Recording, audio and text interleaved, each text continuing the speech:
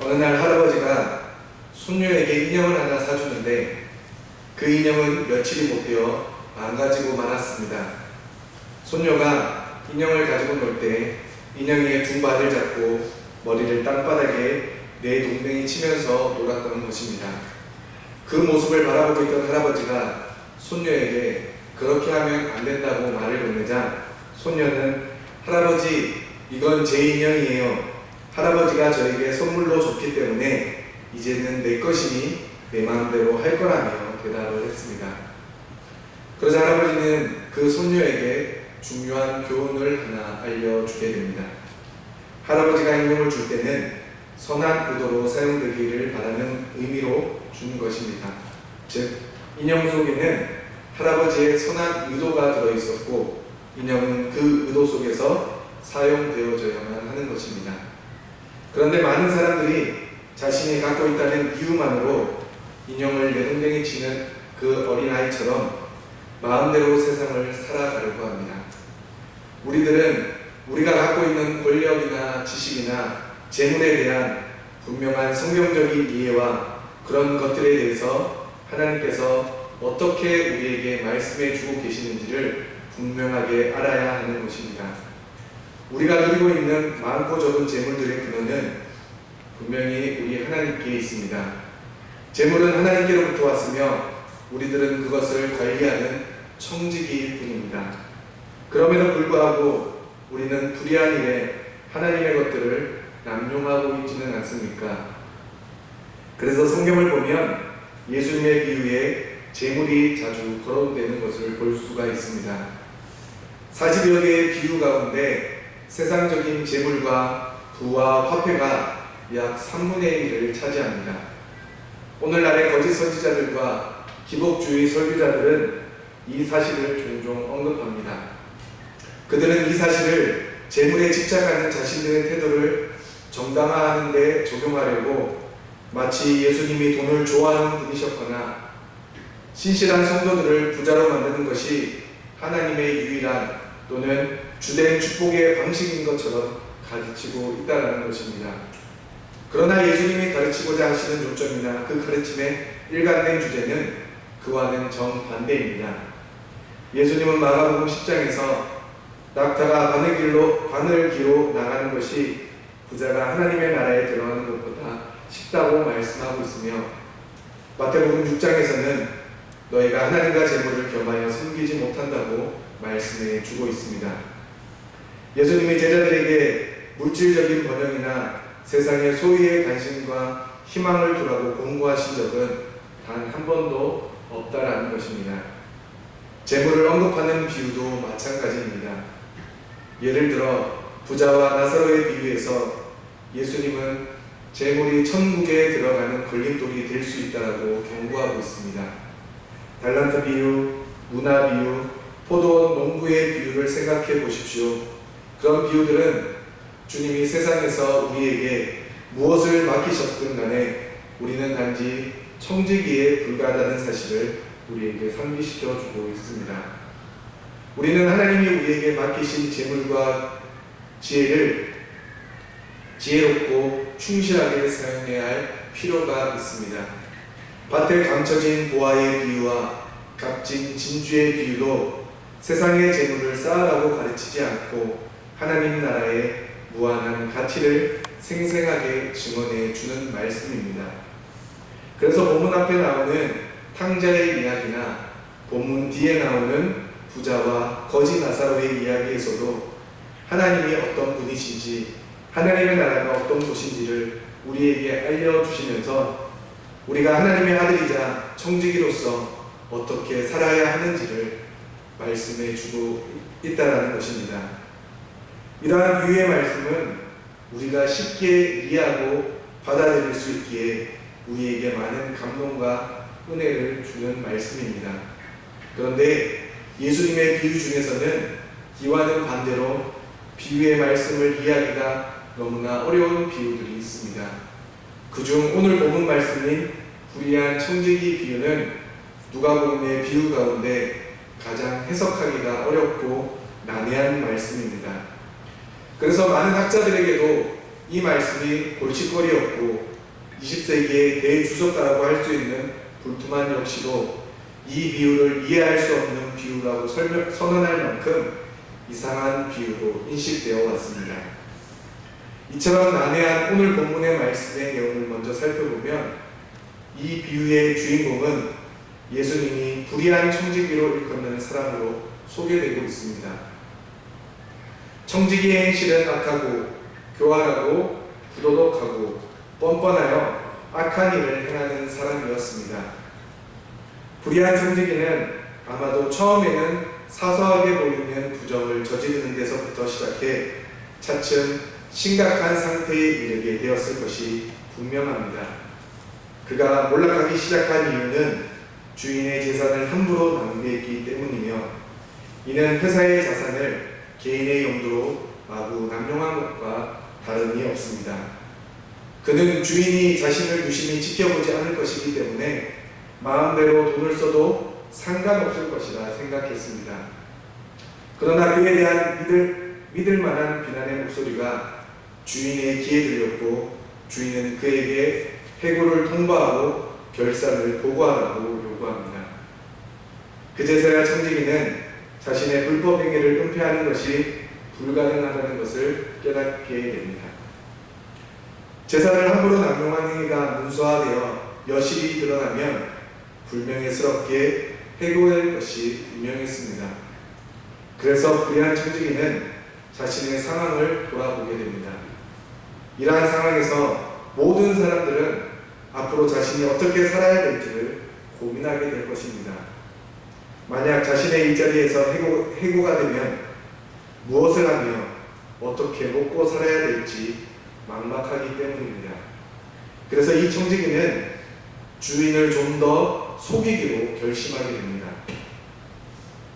그는 주인에게 빚진 자들의 장부를 조작해 빚진 자들의 많은 빚을 거저 탕감해 주었습니다. 이는 주인으로부터 빚진 자들에게 호의를 베품으로 그들의 마음을 사고자 주인의 것을 도적질한 행위였습니다. 하지만 불의한 청지기에게는 이 방법 외에 다른 방법이 없었습니다. 왜냐하면 3절 말씀에 기록된 대로 자신은 땅을 파자니 힘이 없어서 안 될 것 같고 그렇다고 구걸하며 빌어먹자니 부끄러워서 그 일 또한 할 수가 없었기 때문입니다. 그래서 불의한 청지기는 주인에게 빚진 자들의 빚을 본인 마음대로 탕감해 줌으로써 주인이 내쫓았을 때 자기에게 신세진 사람들이 자기를 잘 대접해 줄 것이라 생각하며 이 일을 꾸몄다는 것입니다. 그런데 8절 말씀 이후부터 성경은 이상한 방향으로 흘러가는 것처럼 보입니다. 우리가 생각하기에는 이 청지기의 행동은 더욱 무거운 심판을 받아 마땅합니다. 그런데 8절 말씀에서 주인은 청지기를 칭찬하고 있습니다. 우리 함께 8절 말씀을 함께 읽어보도록 하겠습니다. 8절 말씀입니다. 함께 읽겠습니다. 시작.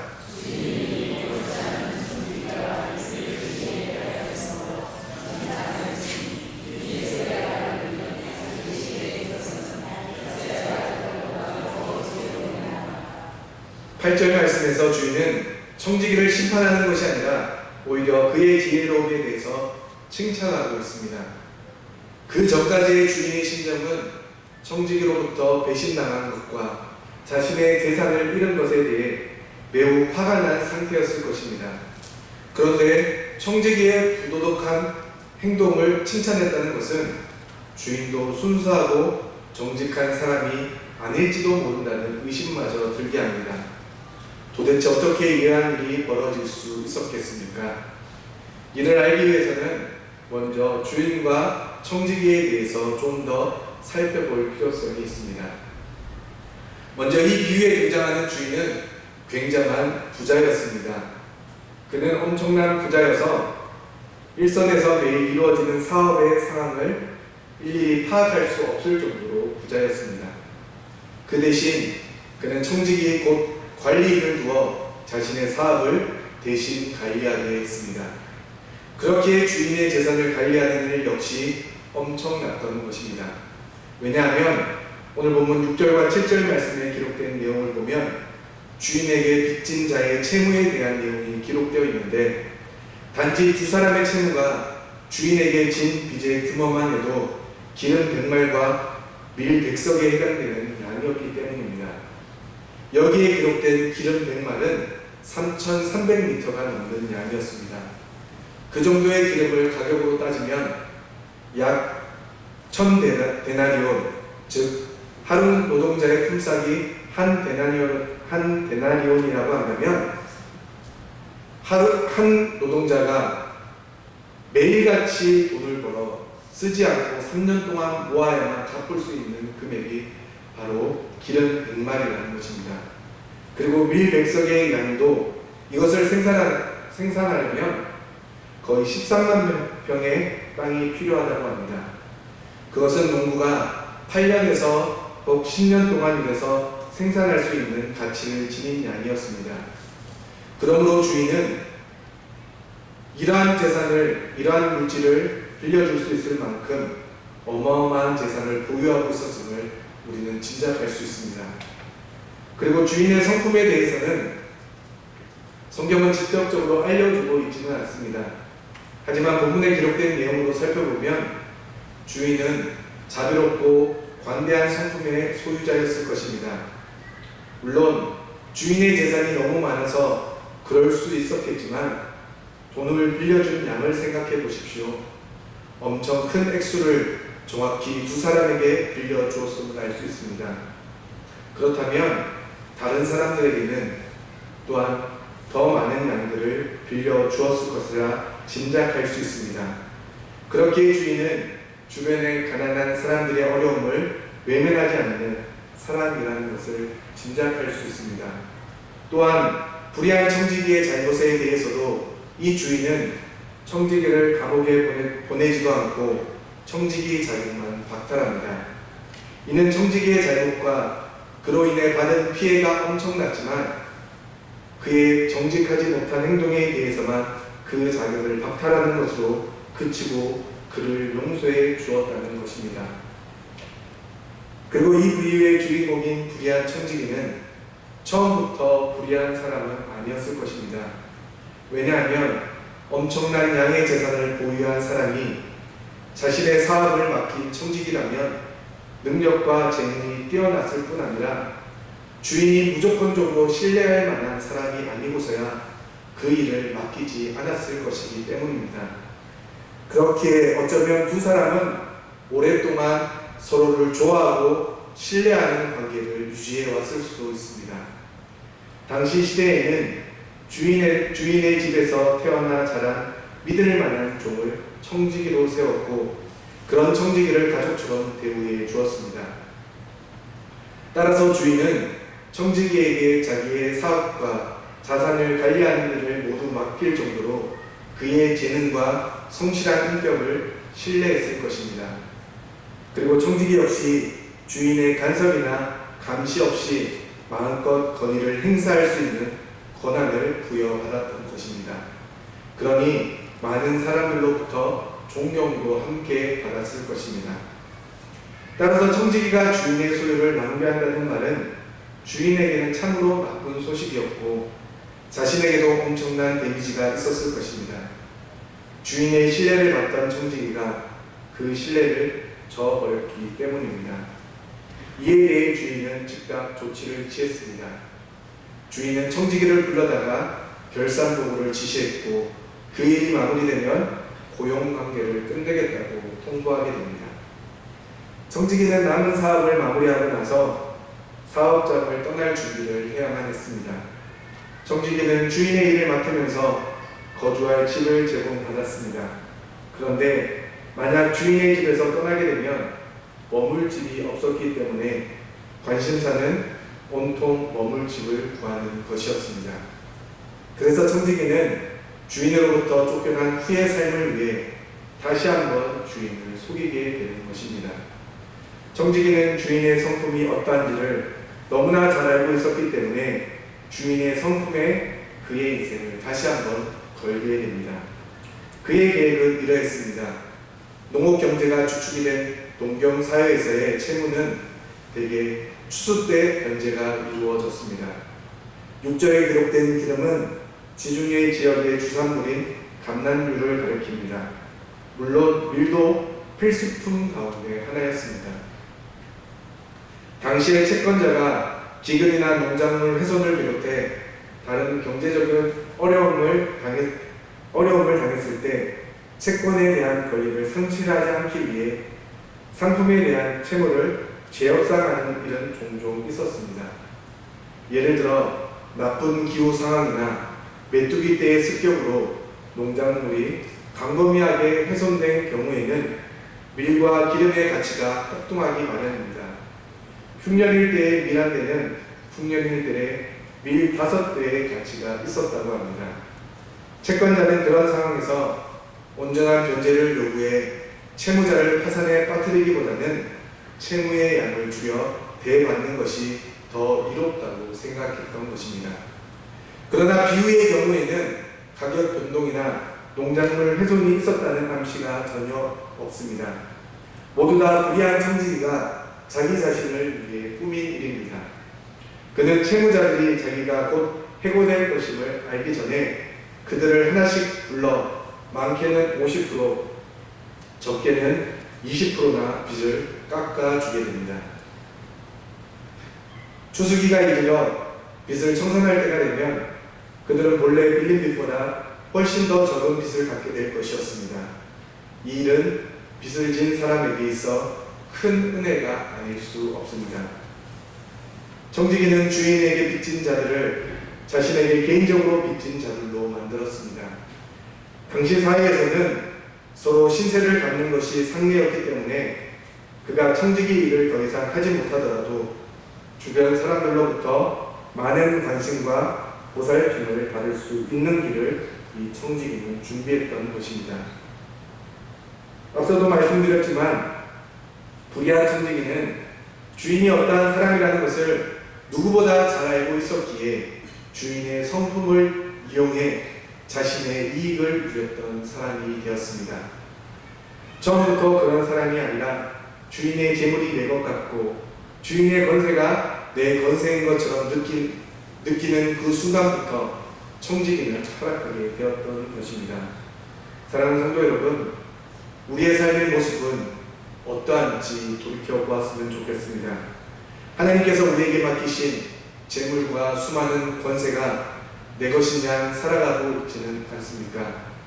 우리도 하나님의 성품을 이용해서 하나님을 우리의 도구로 삼고 있지는 않는지 우리의 삶을 점검해 보길 바랍니다.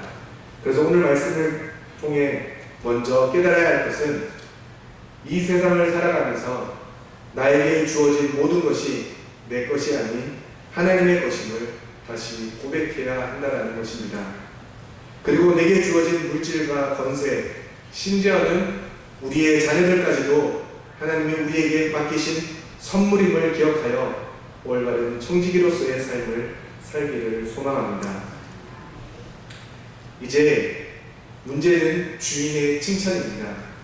주인이 어떤 사람인지, 그래서 청지기가 어떻게 변했는지 그것은 이해가 되는데, 그래서 그 모습 가운데 우리의 모습을 비교할 수 있겠는데 주인이 불의한 청지기의 행동을 칭찬한 것은 도무지 이해할 수 없지 않습니까?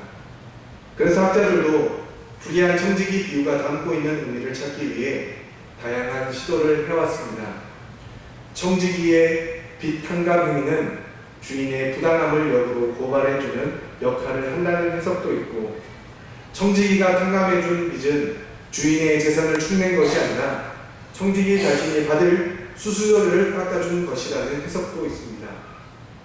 자신의 몫을 어려움에 처한 사람들에게 양보함으로써 선한 행동을 했다는 뜻이기도 하고, 전혀 다른 방향의 해석들도 있습니다. 즉, 청지기보다는 주인에게 눈길을 돌리는 것입니다. 어떻게 보면 청지기가 하는 한 행동이 주인에게 손해를 입히는 행동 같아 보이지만, 부자인 주인이 그 일을 흔쾌히 받아들일 경우 오히려 주인에게 칭송이 돌아갈 수 있는 행위라는 것입니다. 실제로 주인은 그렇게 했습니다. 누가복음 15장에 돌아온 탕자의 비유를 오히려 기다리는 아버지의 비유로 읽을 수 있는 것처럼 이 말씀에 이어지는 귀한 청지기 비유도 은혜로운 주인의 비유로 읽을 수 있다는 것입니다. 주인의 빚을 탕감해주는 청지기의 행동이 주인의 재산에 손해를 입히는 행동이 아니라 오히려 그 주인으로 하여금 어려운 이웃을 돌보고 은혜를 베푸는 자로 위치를 격상시켜 줄 수 있는 것입니다. 청지기의 행동을 받아들이고 칭찬하는 주인의 모습에서 우리는 죄인을 용납하시고 용서해 주시는 예수님의 사랑의 모습을 발견할 수 있는 것입니다. 그런데 오늘 본문 말씀에 기록된 이 비유를 말씀하시는 그 대상이 누구입니까? 오늘 본문 말씀 시작인 1절 말씀을 보면 또한 제자들에게 이르시되 라는 말씀으로 시작하는 것으로 우리는 알 수 있듯이 이 비유의 청중은 바로 제자들입니다. 따라서 이 비유는 탕자의 비유와는 조금 다릅니다. 탕자의 비유는 바리새인들과 서기관들에게 회개하고 복음을 믿어야만 천국에 들어가 주님의 기쁨에 참여할 수 있다는 것을 가르치는 복음 전도의 목적이 있었습니다. 누가복음에서 불의한 청지기 비유는 탕자의 비유 바로 뒤에 기록되어 있지만 이미 예수님을 따르기로 결심한 제자들에게 전달되는 말씀입니다. 그러므로 이 비유는 제자직에 관한 메시지가 담겨져 있고 예수님을 믿는 성도들을 위한 비유의 말씀임을 우리는 기억해야 한다는 것입니다. 그래서 예수님은 8절 말씀에서 불의한 청지기를 칭찬하시면서 이 세대의 아들들이 자기 시대에 있어서는 빛의 아들들보다 더 지혜롭다라고 말씀해 줍니다. 여기서 말하는 이 세대의 아들들은 하나님 나라에 속하지도 않고 또 하나님 나라에 관심도 없는 자들입니다. 그들은 세상에서 남은 삶을 살아가는 것 외에는 아무것도 바라보고 있지 않는 자들입니다. 그들은 미래를 평안하게 지낼 수 있는 발판을 마련하는 문제와 관련해서는 영원한 미래를 준비해야 할 빛의 아들들보다 더 현명하고 관심도도 크다는 것입니다. 경건하지 않은 사람들은 남은 생애 동안 세상의 위로를 확보하는 일에 놀라울 정도로 많은 노력을 기울이고 있습니다. 그 이유는 그들이 앞으로 기대해야 할 것이 오직 그것밖에 없기 때문입니다. 한번 생각해 보십시오. 은퇴를 준비하는 사람들은 계획을 세울 시간이 고작 30년 정도이거나 그보다 훨씬 더 짧은 시간밖에 없습니다. 그럼에도 불구하고 이 세대의 아들들은 노후 계획을 위해 얼마나 많은 노력을 기울이고 있습니까? 그렇게 예수님은 아무런 도덕 감명 없이 속된 것을 추구하는 그들의 태도가 아니라 그들의 신중함과 뛰어난 지혜를 칭찬하고 계신 것입니다.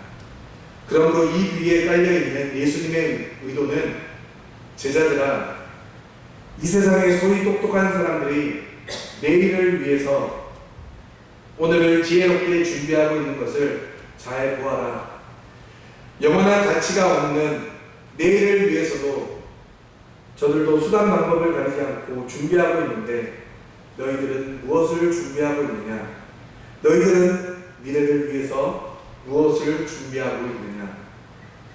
비록 불의한 청지기가 옳지 않은 방법으로 미래를 준비했지만 준비했다는 그 사실만은 우리가 높이 평가해야 하는 것입니다. 저 불의한 청지기에서 지혜를 배우라. 이것이 오늘 이 비유의 말씀의 핵심이라는 것입니다. 지난 주일 저녁에 아내랑 이런저런 이야기를 나누던 중 원로 목사님의 말씀에 대한 이야기를 나눈 적이 있습니다. 목사님은 일평생 하나님의 말씀을 전하셨는데 그럼에도 불구하고 하나님의 말씀을 전할 때마다 부담이 되고 설렌다는 말씀이 저에게는 얼마나 귀하던지 이제 막 목회를 시작한 저에게는 너무나 귀하고 도전이 되는 말씀이었습니다. 그리고 목사님께서 일평생 목회만 하신다고 사모님이 많이 고생하셨다고 그래서 지금은 고생한 아내들을 위해 서열이 바뀌었다는 말씀을 저희 아내랑 나누면서 여러모로 고생하는 거 아는데 원로 목사님도 그러하셨으니 은퇴하고 나서 최선을 다해 섬겨줄 테니 그동안 고생 좀 하라고 부탁을 했습니다. 그러면서 이런저런 이야기를 나누고 잠을 청했습니다. 그리고 월요일 새벽 예배를 마치고 집으로 돌아오는 길에 나도 나에게 필요한 말씀만 받아들이고 있구나 라는 생각이 불현듯 들었습니다. 오늘 본문 말씀에 나오는 불의한 청지기처럼 나 또한 하나님의 말씀을 내 필요에 따라 혹은 내 이익에 따라 받아들이고 있음을 깨닫게 되었습니다. 여러분들은 그렇지 않으십니까? 그러니 우리가 하나님 앞에서 얼마나 불의한 청지기입니까? 말씀을 맺으려 합니다. 어떤 분이 유희성 목사님께 메일을 하나 보내셨다고 합니다. 그리고 목사님은 그 메일을 읽고 깜짝 놀랐다고 합니다. 메일의 내용은 이렇습니다. 사실 저는 목사님을 바로 앞에서 뵙고 한 5분 정도를 함께 걸었던 적이 있습니다. 그날 저는 아이 손을 잡고 역을 향해 걸어가고 있었습니다. 근데 앞서 가시는 분이 약간 느린 듯한 걸음으로 휘청휘청 걸어가고 있었고 사람들이 인사하기에 누군가 있는데 목사님이셨습니다. 무언가 생각하시며 혼자 걸으시는 모습이 인상적이었습니다. 저는 따르고 싶은 선배님으로 생각하고 있었기에 앞서지 않고 길이 갈라지는 순간까지 숨죽이며 목사님 바로 뒤에 있었습니다 라는 내용의 메일이었습니다. 이 메일 속 내용은 자신을 알아보고 반가웠다는 내용이었지만 어디서든지 누군가 목사님을 지켜보고 있다는 사실이 솔직히 두려웠다고 합니다. 그리고 약간은 느린 듯한 걸음으로 휘청휘청 걸어가고 있었고 라는 표현에 부끄러움도 느꼈다고 합니다. 그러면서 든 생각이 내가 보지 못하는 나의 모습은 어떨까? 특히 우리 주님이 보시는 내 모습은 어떨까라는 생각이 들었다고 합니다. 사랑하는 성도 여러분, 우리의 모습은 어떠합니까? 그리고 우리 주님이 보시는 우리의 모습은 착하고 충성된 종의 모습입니까? 아니면 오늘 본문에 나오는 불의한 청지기의 모습입니까? 불의한 청지기는 끝까지 양심의 가책이나 후회를 하지 않았고 스스로를 부끄러워하지도 않았습니다. 청지기의 유일한 관심은 끝까지 오직 단 하나, 자기 자신뿐이었습니다. 청지기는 정직하게 생계를 꾸려나갈 수 없다면 자신이 할 수 있는 다른 방법을 동원해서라도 기꺼이 그렇게 할 사람이었습니다.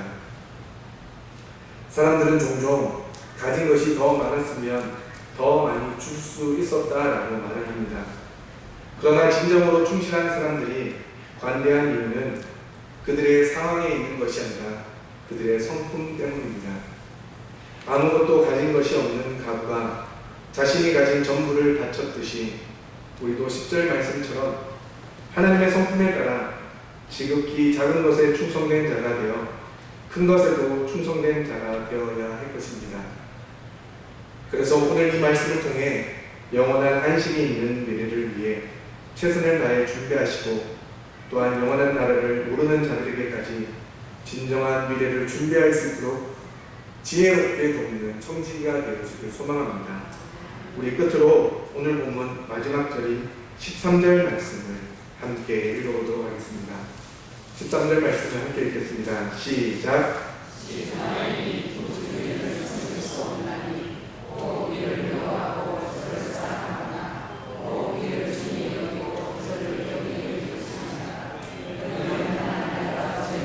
겸하여 섬길 수 없느니라. 아멘. 오늘 본문의 말씀의 결론은 바로 13절 말씀입니다. 우리는 하나님을 섬기는 종이며 청지기입니다. 그런데 어찌 우리가 두 주인을 섬길 수 있겠습니까?